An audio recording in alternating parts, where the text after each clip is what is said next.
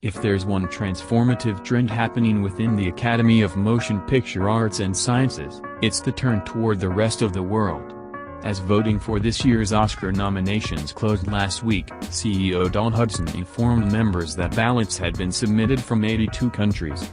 Over half of last year's Academy invites hailed from countries outside the U.S.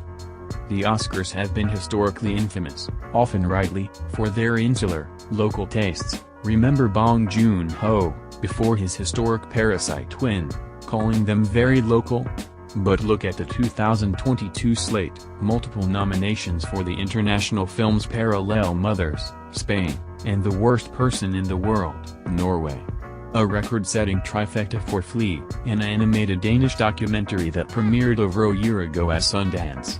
And most significantly, a huge embrace of Drive My Car, a 3-hour Japanese epic that is among just 4 titles this year to be nominated for Best Picture, Director, and Screenplay, and the only to combine that with a nod for Best International Film. Adapted from a Haruki Murakami short story, Drive My Car is the underdog success story of the season, rising remarkably over months of advocacy and campaigning. It's the first Japanese film ever nominated for Best Picture. The film premiered in Cannes and was hardly, it seemed, the biggest contender to emerge out of the Croisette, with the wild French ride of Titane and Asghar Farhadi's latest critical darling A Hero taking the top 2 prizes. Neither film earned an Oscar nomination. Drive My Car writer-director Ryusuke Hamaguchi took home Cannes Screenplay Prize, though, a key win that would kickstart an unprecedented awards journey.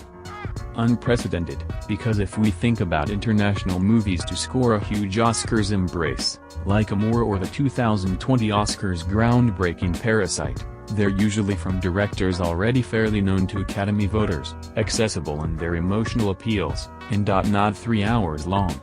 Drive My Car works often as an intimate two-hander, rigorously engaged in the texts of Chekhov and Murakami, before landing as no less than a treatise on the meaning of life and death.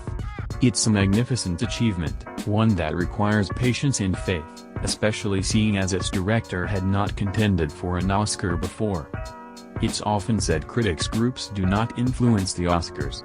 While true in some instances, just ask big winners this season like Lady Gaga and Ruth Knapp, the ascension of Drive My Car should be directly attributed to widespread critical support.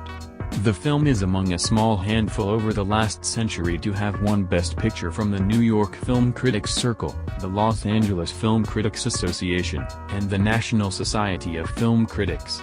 These huge endorsements signaled to voters that the film deserved a shot, not just for an international film nomination, which seemed like a safe bet, but across the major categories. Evidently, voters got the message. As the Academy goes global, it's distancing itself further and further from the industry guilds, even if there remains decent membership overlap. Critical support matters more than ever, as it's typically backed up by international respect. It's why Drive My Car is nominated over Producers Guild of America nominee being the Ricardos and Screen Actors Guild nominee House of Gucci, mixed-reviewed movies that stayed in the conversation due to their popularity, but that would always be a tougher sell with a discerning Academy. You could argue Hamaguchi was so strong with the directing branch, which skews particularly global, that he wasn't even the one to bump out Dune's Denis Villeneuve, one of Tuesday morning's biggest snubs. The support was there. The Drive My Car campaign revved up as the film won more prizes, led more top 10 lists, found more cinephile lovers.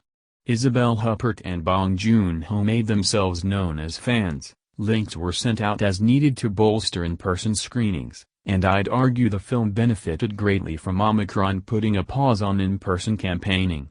For an international player that can't be on the scene as aggressively, unless you stay in town for a few months, as Parasite's family did, the conversation being centralized online gives you a fairer shot.